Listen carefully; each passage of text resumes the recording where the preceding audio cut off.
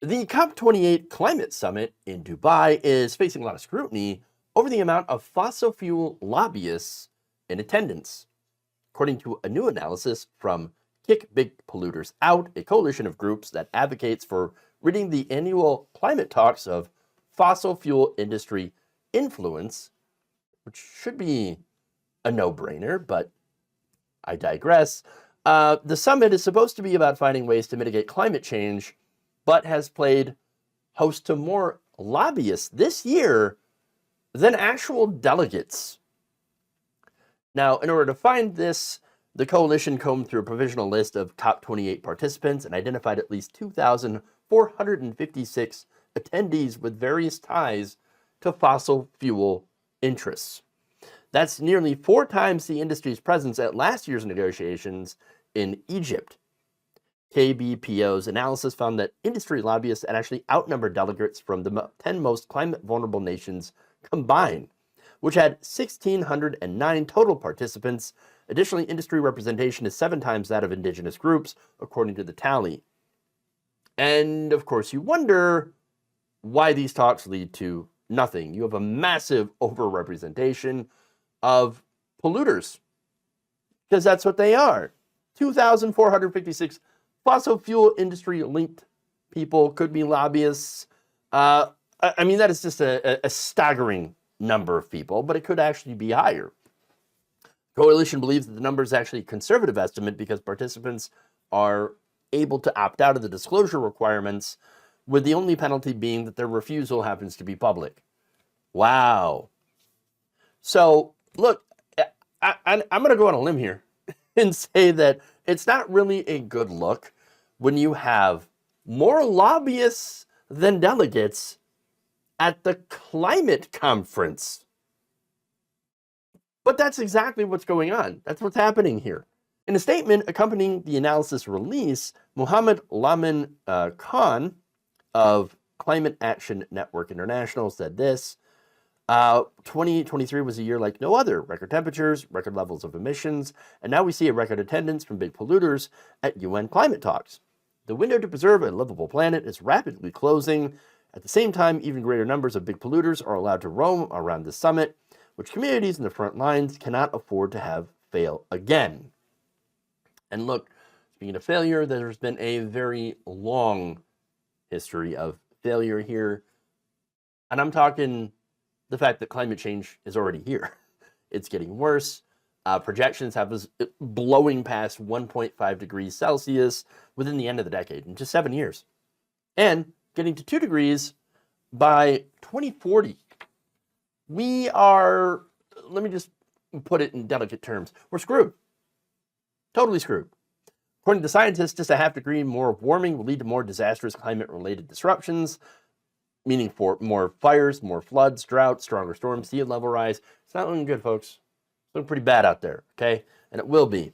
And should temperatures globally reach 3 degrees, research shows the world would essentially be unlivable in most places.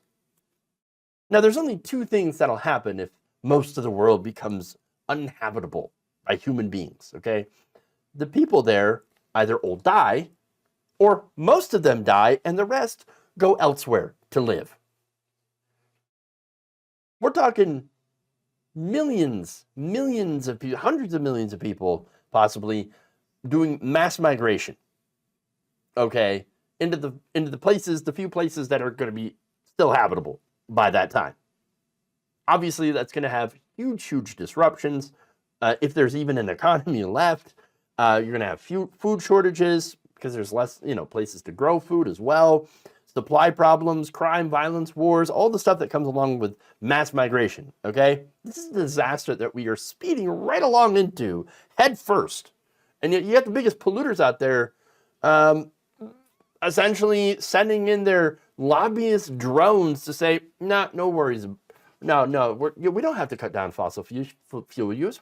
No, we don't have to do that. Not a real problem. No. And again, the way to avoid it is to cut carbon emissions. To keep global warming to no more than 1.5 degrees Celsius, current emissions need to be cut by 45% within 7 years. half, just about, and to reach net zero by 2050. And there's no way we're going to hit that. And there's no way. And the lobbyists and the money and the power that these giant corporations have over the rest of us, that's the reason. This year's president, by the way, Sultan Al Jaber, is the CEO of the Abu Dhabi National Oil Company, the UAE's state-owned oil company. What are you doing? COP28 co-opted by a literal head of an oil company. Before the event even got underway, the Center for Climate Reporting and the BBC reported about leaked documents that allegedly detail Al Jaber's plans to leverage his role as the head of the summit to do what? To secure oil and gas deals with other countries. Again, the whole purpose of COP28, these conferences, is to say, well, we got to figure out how to cut our emissions, guys, because we're heading towards disaster. We're barreling right there. And instead, this guy's like, how do I sell more oil? Wow. And by the way, this report comes one day after Al Jaber claims that there is no science out there to support the idea that limiting planetary warming to 1.5 degrees Celsius requires phasing out oil, gas, and coal. Yeah, okay. Okay, buddy. Are we surprised, though? We shouldn't be. He just accidentally shared his true thoughts. I mean, he said the quiet part out loud. What are you talking about? Al Jaber ended up walking back those comments after pressure because it looks really bad, and claimed that the media had, quote, taken his words out of context with misrepresentation and misinterpretation. Really? Really? You know what that means. I'm going to have to call bullshit on that one, okay? Wow. He then added that, while he is grateful and appreciative for fossil fuel and other industries for coming to the table and committing to reduce emissions. Yes, commit. Oh no, yeah, we're totally going to reduce those emissions. Don't worry about it. No, we got this. He said, well, they can do so much more. So are they doing enough? Even though they've responded after tough and hard discussions? They have responded, and they've stepped up. Is this enough? The answer is no. What do you want to bet? That this is his way for actually asking for more bribes? Come on. You know it. I mean, that's how you do it, right? I'm head of this conference, this climate conference, and I just don't think you're doing enough, guys. I'm gonna need some more assurances that, if you know what I mean, more assurances that you're gonna do your part, so that we don't have to actually force you to do anything. And that's what it comes down to. Okay, these companies being asked nicely, oh, can you please, reduce your profit margins so that we can have a livable planet in the future. Just reduce your profits just a little bit, because that's what we're asking them to do, right? Now, we know how corporations work. They have fiduciary responsibility.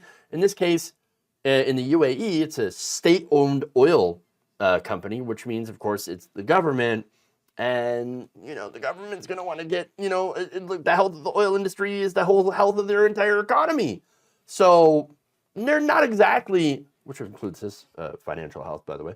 I don't think he's got the right incentives there to actually care. His incentive being the wealth of myself and my nation. So I don't really think he's going to do much, okay? Look, it's really difficult for me to be positive about this because there's nothing positive when it comes to climate. I don't see this country moving away from fossil fuels. I don't see the world moving away from fossil fuels fast enough. All right, and I know there are countries, and I know there are people that are really pushing this issue, and I love it. I love them for it. Okay, but the way that I see it is there's too much corruption, too much money in the system, too much illegal bribery, and again, just speaking for the United States. We're having all this under a Democratic president. We're not moving fast enough. This is under the Democrats, who are supposedly the people that are taking away your gas stove. Oh, you know that you'll only be able to get 2 hamburgers a year under the Democrat. No, that's not happening at all. We're not moving fast enough. And look, the danger, of course, then just continuing to the status quo, which is already bad enough, since we're heading to 1.5 within 7 years.